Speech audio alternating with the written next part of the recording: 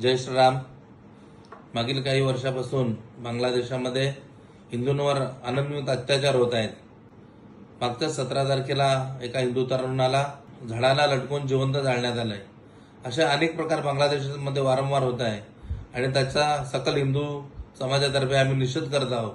येणाऱ्या 28 तारखेला संध्याकाळी 5 वाजता परमपूज्य डॉक्टर बाबासाहेब आंबेडकर यांच्या स्मारकापासून कोळशेवाडीपर्यंत पदयात्रा करण्यात येणार आहे आणि कोळशेवाडी पोलिसांना जाऊन त्याबद्दल निवेदन देणार आहेत.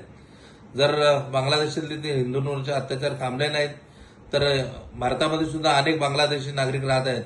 मग त्यांच्यावरती काय होईल ती संपूर्ण जबाबदारी शासनाची असेल. म्हणून शासनाने लवकरात लवकर जे बांगलादेश असेल त्यांना शोधून त्यांच्यावरती कारवाई करावी ही विनंती करतो. आणि मी स्वतः 28 तारखेला मोर्चात सहभागी होणार आहे.